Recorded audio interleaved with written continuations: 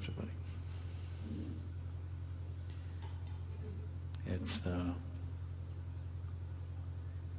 It's really amazing. After 8 centuries in today's society, Rumi is once again popular. It's really amused me and amazed me because Rumi is such an extremist. He's our tribe. Totally extremist. You cannot be a lover unless you're an extremist. A lover who is not an extremist is not at all a lover. If one wants to know love in its utmost intensity, one has to be an extremist. A moderate person cannot be a lover. A lukewarm person cannot be a lover. Only somebody who is boiling with passion, beyond all reason, only he can be a true lover. So especially I see in United States, everybody is talking about Rumi for whatever reasons. It really amuses me and amazes me that in today's world, people are really talking about Rumi. When everything is about give and take and transaction, who is getting the best out of it. Talking about Rumi it's very beautiful that it's beginning to happen, such a thing. Because Rumi means no giving and taking, just throwing yourself into it and burning up with that passion.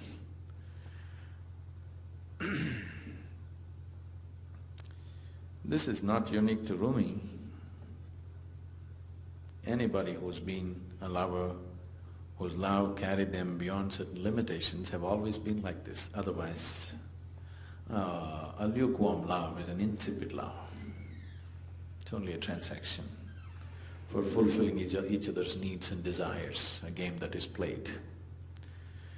If one wants to use their emotion to reach their ultimate nature, it has to be an extremist kind of emotion. An ordinary emotion will not take people there. It's nice that in New Delhi there is a Rumi club. When I heard about it, I really liked the idea because thinking people who have agendas for their life cannot do Rumi. But it's nice that people are thinking about Rumi, at least considering and definitely probably reading his poetry and exchanging, being touched by it in some way. Because an emotion like that is like fire which burns up. It is not going to deliver any benefits, it's just going to burn us up. But it is in burning up the limited that the possibility of the ultimate enters into our lives. Sadhguru, can you define love for us? Defining love?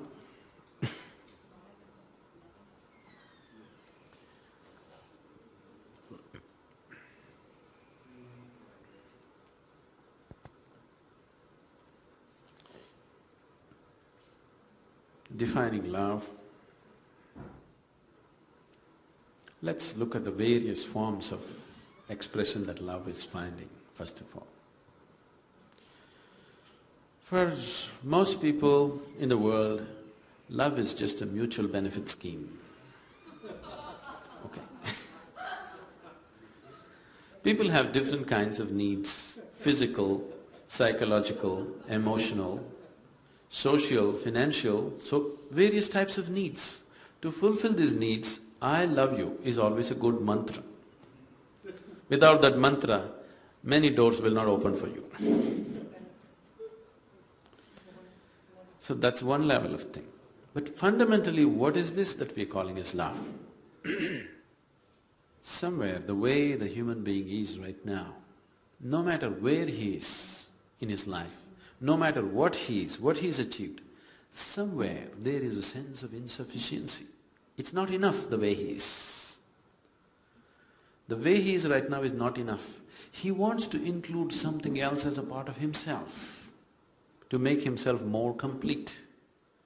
So love is a huge longing to include the other as a part of yourself. If this longing to include the other as a part of oneself, when it finds an emotional expression, we are calling this love. If this longing to include the other as a part of yourself finds a basic physical expression, we call this sex. If this finds a mental expression, it gets labeled as greed, ambition, whatever. All these are just efforts to include something else as a part of yourself, isn't it? That which is not you right now, you want it to become you. This is the longing of love. So, it is just an emotional expression of the same longing which a human being is constantly longing for, to include something else as a part of himself. This starts from gathering simple things around him to seeking spirituality or God, the same longing to include something else as a part of himself. The fundamental longing to have a larger slice of life than what you have right now. That is a longing, isn't it? Somehow the way it is not enough. You want to experience life little more than the way it is right now. So this longing to include the other as a part of yourself is love. Emotionally, how much ever you make this effort, you get close to that. You're almost there many moments, but next moment it falls down. It doesn't matter how intensely you approach it. You will see you're almost there and it falls apart. You're almost there, it falls apart.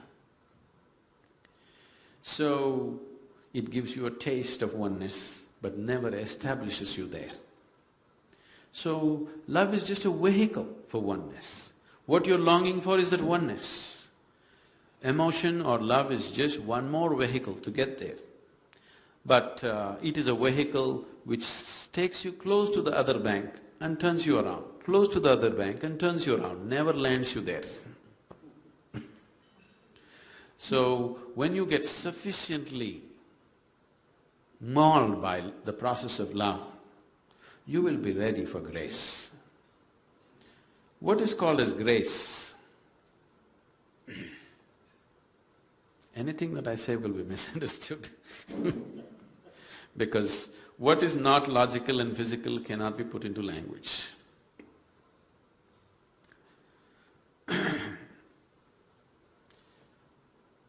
If we want to use an analogy, gravity is one aspect of life. We are sticking to the planet right now because of gravity, otherwise we would be floating all over the place.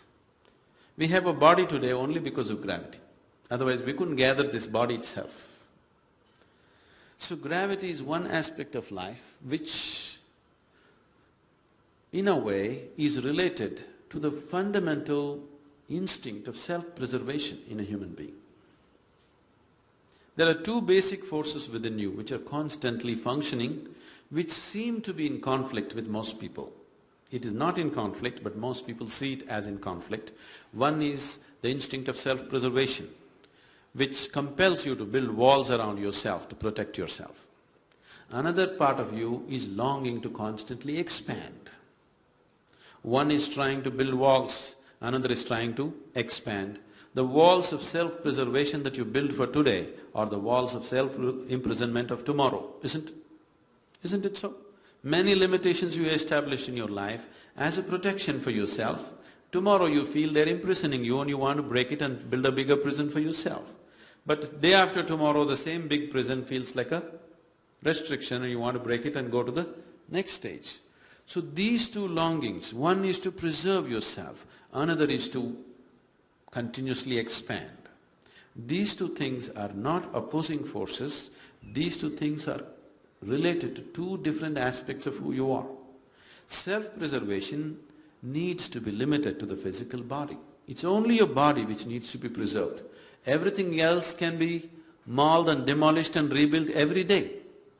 Every day in the morning you can actually get up and build a whole new personality if you want. But right now, your instinct of self-preservation has extended itself to the very way you think, feel and understand life, isn't it? All the time you're trying to protect that. But self-preservation should be limited only to the physical body. Only the body needs preservation. Everything else can be reshaped and recreated as you wish, any moment of your life.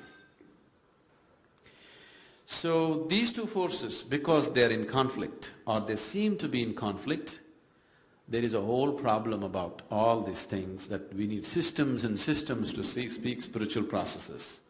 If one's instinct of self-preservation, one learns to keep it just within the body and not extend it to other aspects of life, every human being in the planet will be naturally spiritual, will naturally get to his ultimate nature.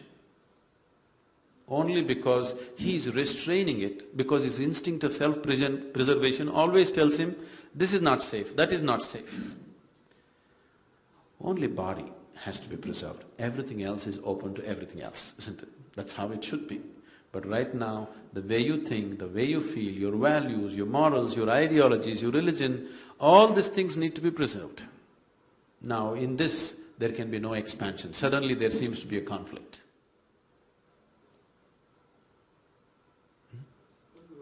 You were talking about love and grace. Can you elaborate that a bit more? So if we have to use an analogy, gravity and grace, let's put them as opposites. Gravity is trying to hold you down. Grace is something that is trying to lift you up. This is only an analogy, because grace cannot be explained that way. If you're released from the physical forces of existence, then grace bursts forth in your life. It is not that grace has to come, always in your calendars and pictures you saw grace is coming as a few rays of light and reaching a particular person. It is not so. As gravity is active, grace is constantly active. It is just that you have to make yourself available to it. With gravity you have no choice, anyway you are available to it. But with grace, you have to make yourself receptive and available to the forces of grace. So all the work, whatever kind of spiritual work you do, whether you do prayer or puja or asana, pranayam or whatever you do, ultimately you are just working towards making yourself available to the force of grace.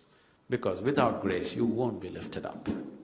Which way you approach it depends upon what you're exposed to, what kind of a person you are. But whatever you're doing, you're just making yourself fit enough to be available to grace. How do you define inner beauty? Inner beauty? Yes. If you have the right kind of eyes, everything is absolutely beautiful. There's no relative thing in this. Relative thing is a social factor, again, it's a training. It depends on what kind of data has gone into your mind. When you're unhappy, only certain things are beautiful, certain things are ugly. When you're very happy, you look at anything, everything looks absolutely beautiful. See, there are many ways to look at this. One simple way is, right now you may be identified with many things, starting from your physical body, to your mind, to your education, to your religion, to your society, to various things that you hold in your life. But when you simply sit here, if you simply sit with me right now, you're just a piece of life, isn't it? A certain amount of life energy, that's all you are, isn't it so? Identified with many, many things, but fundamentally you're just a certain amount of life energy. So this life energy which you call as myself at this moment, this life energy sometimes has been very joyful. Has it been? Has it been? Please say yes, otherwise it's tragedy. Sometimes it's been utterly miserable, sometimes very peaceful, sometimes turmoil, sometimes agony, sometimes ecstasy. This has happened to this, isn't it? So this life energy which you call as myself is capable of all these things. So if this life energy is capable of all these things, if you were given a choice, what kind of expression your life energy should find right now in this moment, what would you choose, agony or ecstasy? Definitely ecstasy. So if there was a conscious choice about how to keep your life energies right now, definitely you would have kept yourself absolutely joyful and ecstatic. Only because a large part of you is happening unconsciously, other things which you do not want are happening within you. What you do not want is happening in the world. You cannot stop it 100%. Only to some extent we manage these things. But within you, you are the only ingredient. In the world there are a million things. See, if we want to create a situation the way we want it, we need the cooperation of 100 people around us. All of them will never cooperate 100%. They will all play the game that way, isn't it?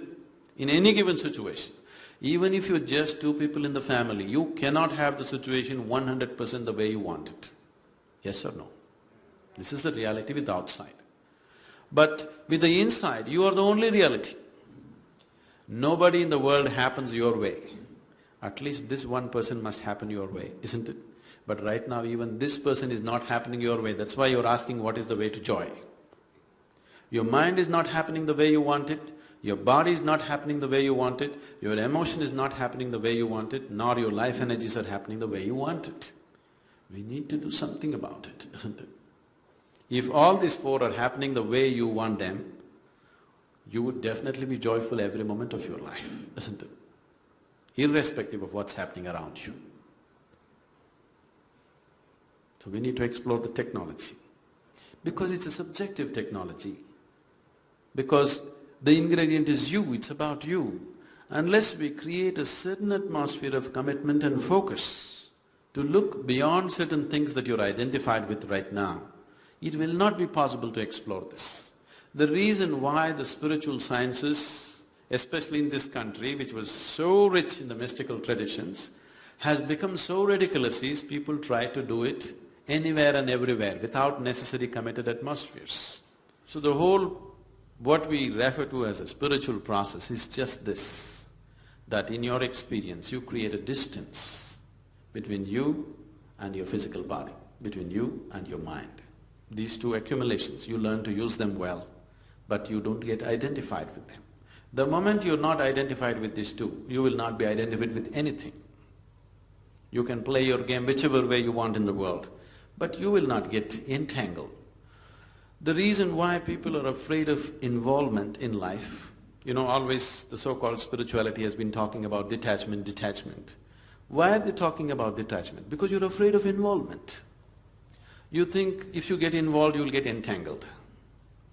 People have generally known only entanglement, not involvement.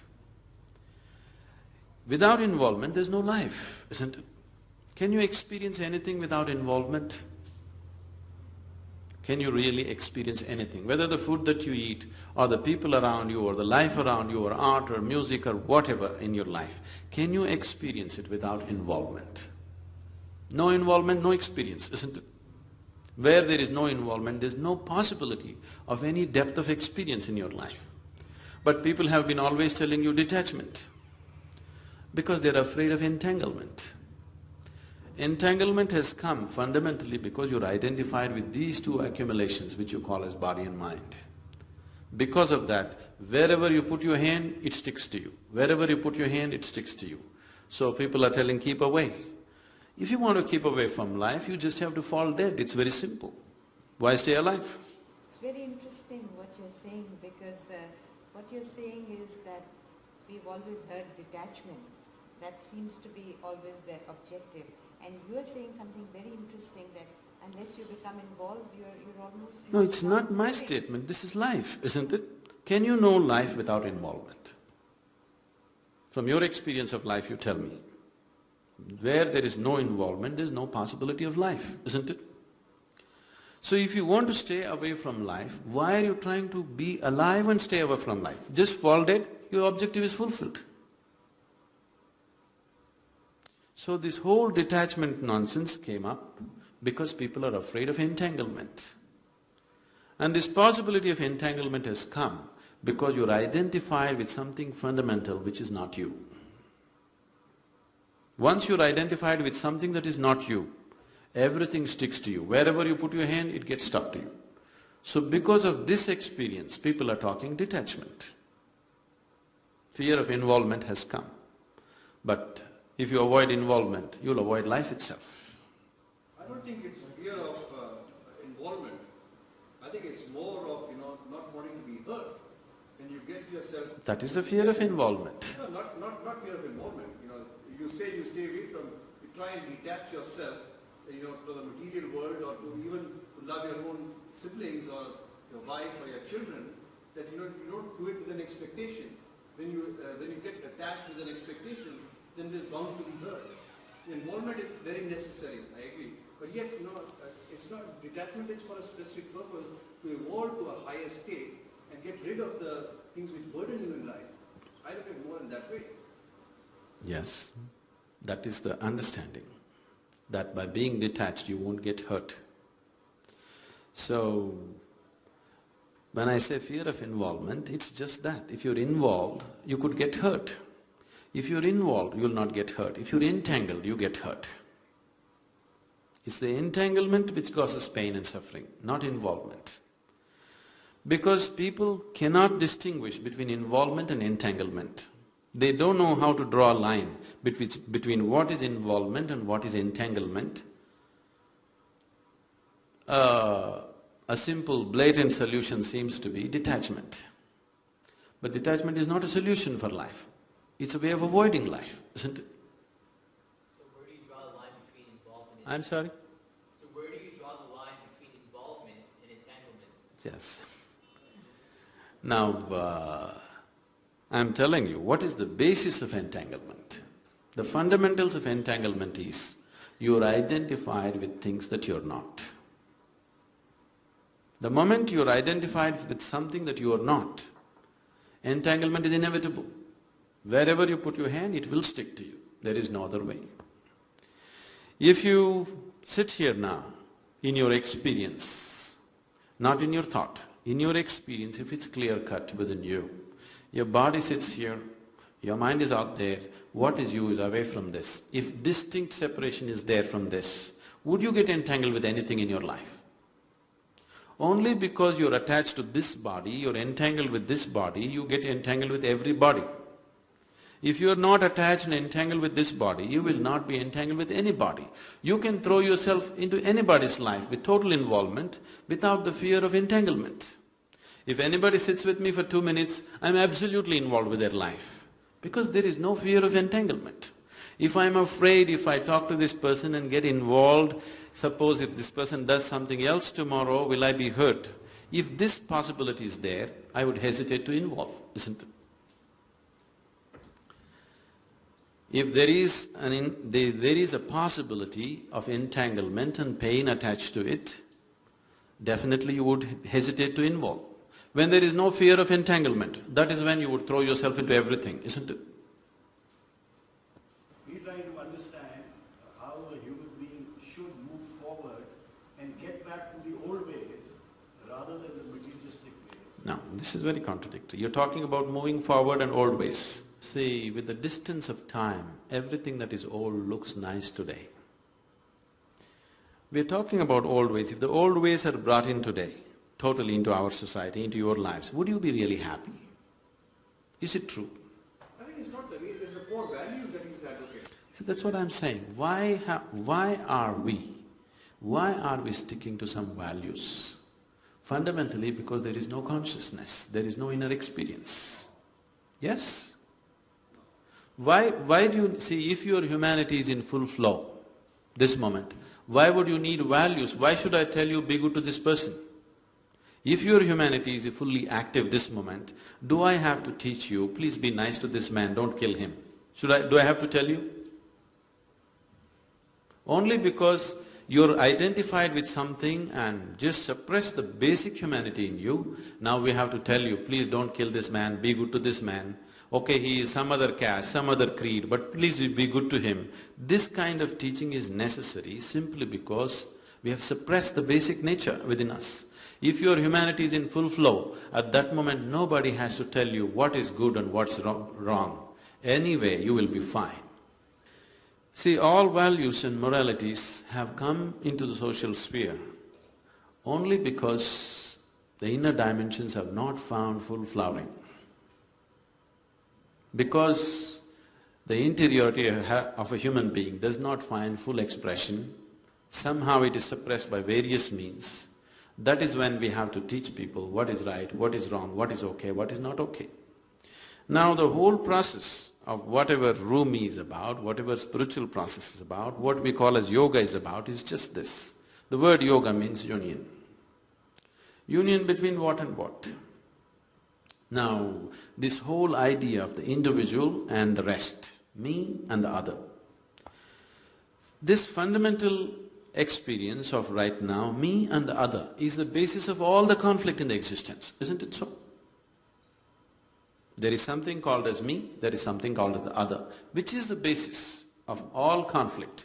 This me and the other can get extended to groups of people, communities, nations, and various types. But fundamentally, me and the other is the basis of conflict in the universe. Is it so? So what is me, what is not me right now? Right now, what are the things which you call as myself? Your thoughts, your emotions, your body, your ideas, your philosophies, this is what you call as me, isn't it? All these things you accumulated from outside, it's not you. If your experience of life transcended the limited accumulations that you have made in your life in the form of body, in the form of thought, in the form of emotion and ideologies and philosophies and values, then there is no such thing as me and you, and there would be no conflict. So the whole aspect of yoga or spiritual process or whatever Rumi is outpouring in a very passionate way is is to bring about this experience that if you sit here, there is no such thing as you and me. It's all me or all you. For one moment right now, for one moment, if you experience all these people who are sitting here really as a part of yourself, after that, do I have to teach you morals and values? Be good to this person, don't harm this person, don't kill this person. Would it be necessary for you? Would it be necessary for you? No. Only because you have created a false sense of identity about yourself, now we have to teach values and values. At no time in the history of humanity, all the people have had the same values. Always one person's values and the person sitting next, the values are different. Never in the history of humanity have all the people had the same values. Is it so? Is it so, Baba? No, that is fine. No, is it a reality that never in the history of humanity, even within a family of two people don't share exactly 100% the same values? Is it true? So if I stand by my values and you stand by your values, conflict is inevitable. This is the basis of conflict. As long as you don't start punching each other, you can dialogue. See, all this will help as long as the situation doesn't go into your corner. You can dialogue as long as it's not gone into your corner. When the situation gets really pushed into your corner and your values are really threatened, you will become violent. When what you believe in is threatened, you will become violent, isn't it so? What do we do to overcome that? That we will see. First I want you to see this. The basis of conflict in the world is your values. Because you have one kind of value, somebody has somebody… See, right now the conflict in the world is not between good and bad, one man's belief versus another man's belief, isn't it so? So these are the values. The values are different and people are constantly fighting. So if you want to go beyond this, if you want to live here without values, then your consciousness has to flower, your humanity has to find full expression. If you begin to experience, even for a single moment in your life, if you start experiencing these people, how you experience the 10 fingers of your hand, after that I don't have to teach you any values or morality about anybody. That which you have known as yourself, with that you have no conflict, isn't it? The conflict is always with the other. How do you know whether you're a good human being or not?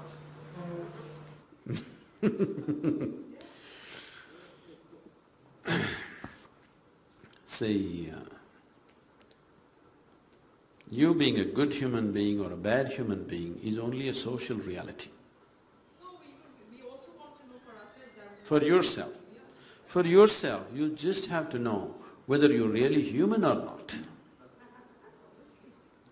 No.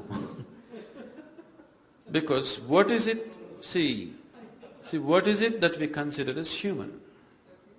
If we look at the physical body, we are just animal, isn't it? This is just biology like any other animal form. So what is it that makes us human? Somewhere Somewhere within us, there is a certain sense of discretion and discrimination which is not there for the animal. So are you exercising this discretion in every moment of your life or no? This is what makes you 100% human being or a part human being, part animal. If you look at yourself right now, sometimes the outside situations decide what kind of person you are, isn't it? Someone outside of you, right now one person in front of you acts nasty, you will act nastier than him. No. Somebody… not necessarily, I'm example, okay.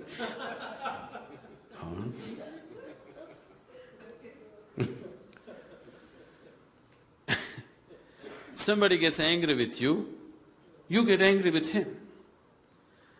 Sometimes your chemistry takes over, sometimes your hormone takes over, something else takes over. So many forces are ruling you in a compulsive way. These moments, you are not really a human being. You are many things in human form. There are certain moments when you're very conscious, when you're fully aware of what you're doing, only those moments you function truly as a human being. If you are fully aware and conscious of what you're doing at this moment, the way you function in this world and within yourself would be very, very different, isn't it? If you are very consciously creating every process of life within you, you would definitely make yourself into a very blissful and ecstatic being. Whenever you are in a state where you're very happy and joyful, you are a wonderful person for everybody around you, isn't it so? It's just that when they happen to meet you, when you're not so happy, that's when they see the other sides of you, isn't it? So those moments you're conscious, definitely you will not create any kind of unpleasantness within you. When you're not unpleasant within you, you are incapable of being unpleasant to somebody else. When some unpleasantness is happening within you, knowingly or unknowingly, with good intentions or bad intentions, you will rub this unpleasantness on other people. So good intentions and you thinking you are good is not sufficient to make life beautiful. You have to become a truly blissful being. Only then you will be pleasant to everything around you, not otherwise. So in the end, be happy yourself to give happiness, right?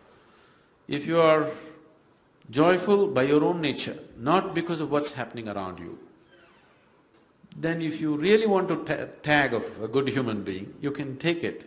But I would say, it's better you're a joyful human being, not a good human being.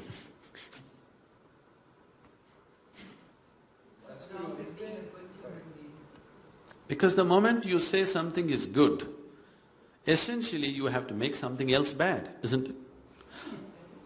Otherwise how?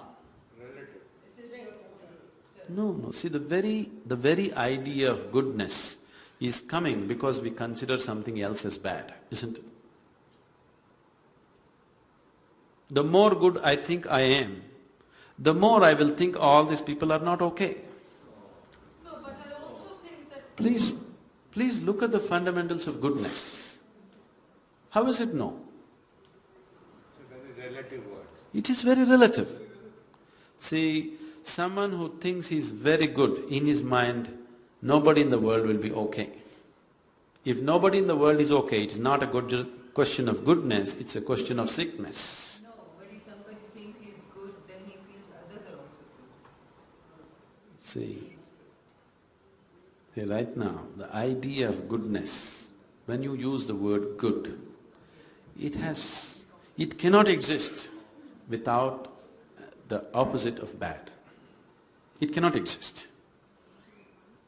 It doesn't matter how much you try to play it up, how much makeup you apply in the bad and say we will accept the bad also.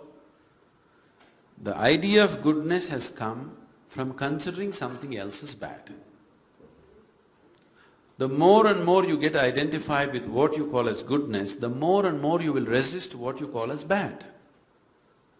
In this resistance, the moment you say, I am good, you have divided the world into two.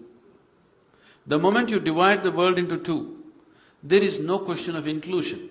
There is a certain exclusion, isn't it? There's an apple lying here and there's no other apple. I'm sorry? There's an apple lying here and there's no other apple around. And I say this apple is good because it is good. See, because you have seen rotten apples too. okay? If you had never seen a rotten apple, you would just say it's an apple. You wouldn't say it's a good apple. Yes, that you have seen. But that doesn't make this apple bad, no? I'm not saying that. See, only because there is a rotten apple which you consider as bad. A rotten apple is not a bad apple.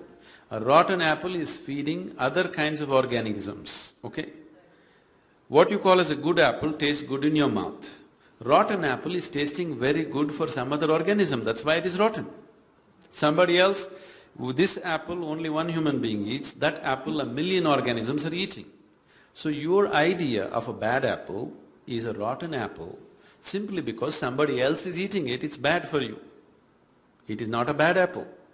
It is just being eaten by somebody else with whom you don't identify, who are microorganisms. What do you think of time?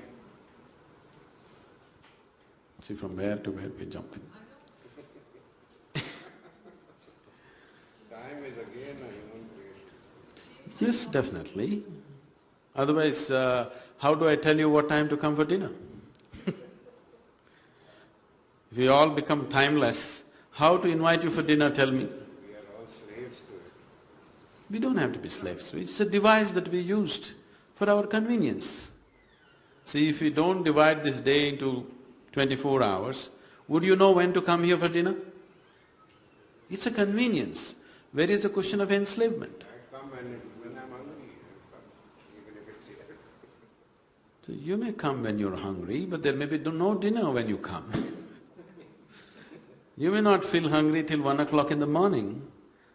That doesn't mean it's the dinner time here. I mean, you get See. bound by Hmm. when time is See, there. any convenience that we create for yourself, time or money or a car or a technology that we created for our convenience, out of our unawareness, we get enslaved to it. There is nothing wrong with the device that we created. There's nothing wrong with the car, there's nothing wrong with the money, there's nothing wrong with the time. You got enslaved to it out of your unawareness. That's the problem, isn't it? Time is not the problem, money is not the problem, car is not the problem, any other technology is not the problem. You got enslaved to it, that is the problem.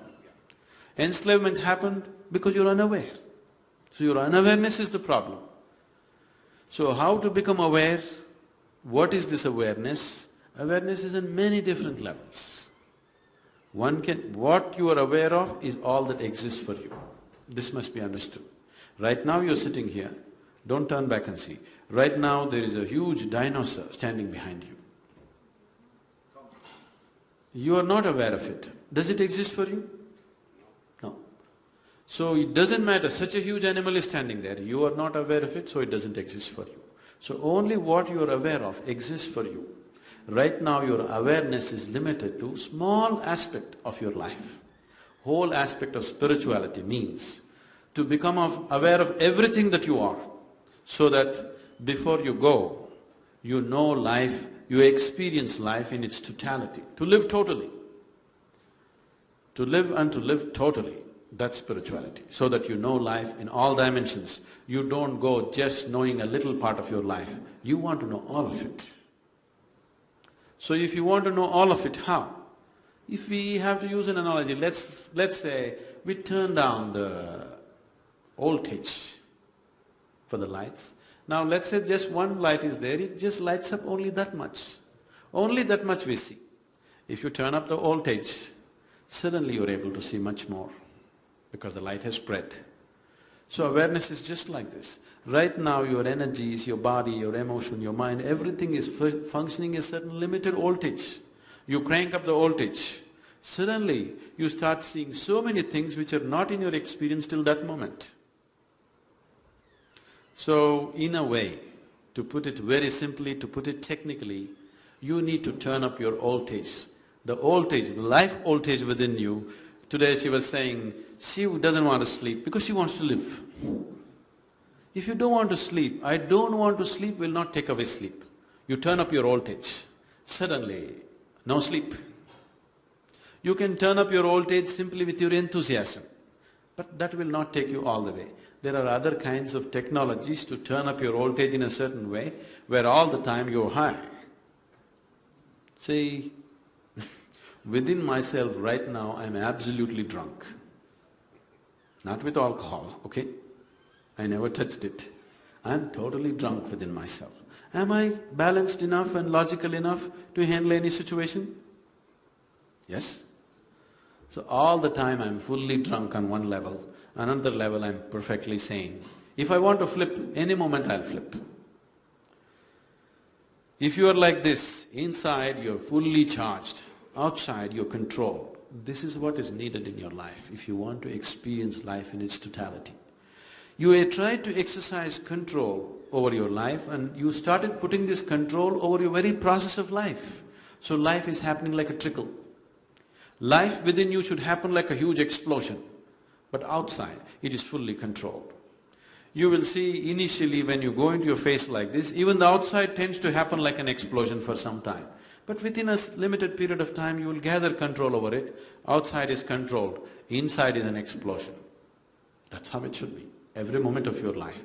Within you, life should be an absolute explosion. Outside of you, it is properly controlled. When it's like this, you will get to use your physical body, your mind, your emotion, everything that you have to its fullest extent. Things that you never thought you were capable of, suddenly you start doing simply because your voltage is full. Evolving of a human being is also when you are dependent or you give yourself to another being teaches you how yourself is important but how the other is important too. Now, once you know the importance of the self, the other doesn't exist, everything is self. When everything is self, everything is absolutely important. There is nothing in the existence which is not important. It's not for you to decide what's important and what's not important. Because even if you look at a blade of grass, whoever created this definitely did not create it without necessary attention. Whatever attention has gone into this one, the same level of attention definitely has gone into even a little insect, isn't it so? Not been created carelessly. So if the creator, whatever is creating this, thinks it is important, what's your business to think something is important or not important? Every damn thing in the existence is important. Because creator thinks it's important. He's paid enormous attention to it. It must be important, isn't it? And when you experience everything as you, everything is very important. Because you are important, isn't it? See, the seat of your experience in this world is you. It is yourself. Your very basis of your experience is you. So without you, there is no life. Making the other important is not the point. It is just making the other as yourself, or making yourself as the other. That transforms everything. Now, I know it's always been understood or misunderstood that if you walk the spiritual path, first thing is leave your husband or leave your wife. Yes, if it's spirituality is a good excuse, honorable excuse to walk out of your marriage. Instead of going through a simple divorce, if you take sannyas, it helps socially. But what is spiritual is something that you do within yourself, not what you do outside of yourself. Whether you live in a cave, or you live in a palace, or you live in marriage, or you live as a monk, these are arrangements that you make according to your requirement. But spiritual process is always the inward, not of what you do outside. What kind of clothes you wear, what kind of life you live is nothing to do with your spirituality. The way you are within yourself is your spirituality. Thank you very much for being here. I would like to take this opportunity. We have a full-fledged center about 35 kilometers from Coimbatore in the rainforest. It's an extremely beautiful place. I didn't make it that way. The mountains were there before me, the forest was there before me. So we have created a very powerful center. Powerful, when I say, is something that you have to experience. It's a very powerful space. The whole space has been consecrated for one's transformation. That just entering the space is a different experience for people. The way it is done, everything is 100% volunteer force. The whole Asia activity is 100% volunteer, every one of them who is working for it. There are over 250,000 registered volunteers. and over 700 full-time volunteers in the foundation who are doing a wonderful, miraculous job. I'm not saying wonderful because of the volume of work. The volume doesn't mean much to me, but the way it's being done. With what kind of love and involvement people are doing things on everyday life is so fantastic. I don't pass a single day in my life without seeing tears of love and joy around me. I don't think a man can have any better fortune. I want you to come and experience this fortune someday, please.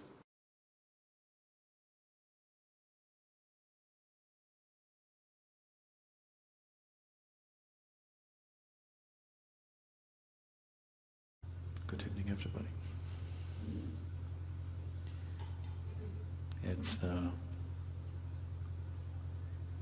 It's really amazing after 8 centuries in today's society, Rumi is once again popular. It's really amused me and amazed me because Rumi is such an extremist. He's our tribe, totally extremist.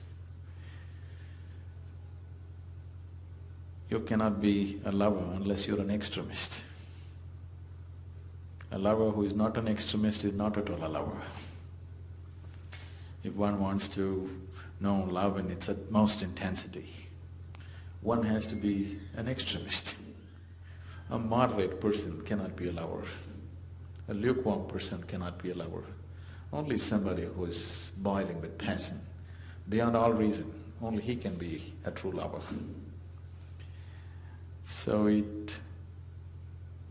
especially I see in United States, everybody is talking about Rumi for whatever reasons. It really amuses me and amazes me that in today's world, people are really talking about Rumi when everything is about give and take and transaction, who is getting the best out of it. Talking about Rumi it's very beautiful that it's beginning to happen, such a thing, because Rumi means no giving and taking, just throwing yourself into it and burning up with that passion.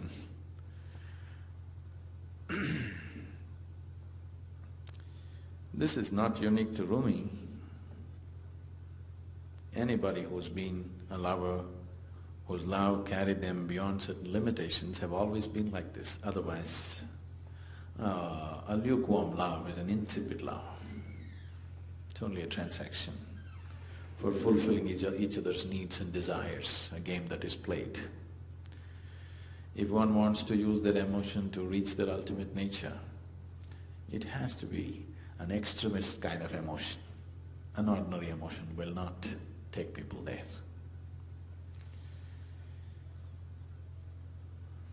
It's nice that in New Delhi there is a Rumi club. When I heard about it, I really liked the idea because thinking people who have agendas for their life cannot do Rumi. But it's nice that people are thinking about Rumi, at least considering and definitely probably reading his poetry and exchanging, being touched by it in some way. Because an emotion like that is like fire which burns up. It is not going to deliver any benefits, it's just going to burn us up. But it is in burning up the limited that the possibility of the ultimate enters into our lives. Sadhguru, can you define love for us? Defining love?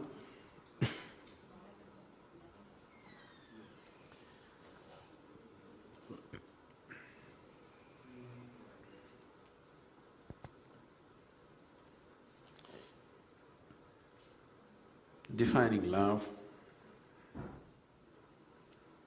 let's look at the various forms of expression that love is finding, first of all. For most people in the world, love is just a mutual benefit scheme. Okay. People have different kinds of needs, physical, psychological, emotional, social, financial, so various types of needs. To fulfill these needs, I love you is always a good mantra. Without that mantra, many doors will not open for you. So that's one level of thing.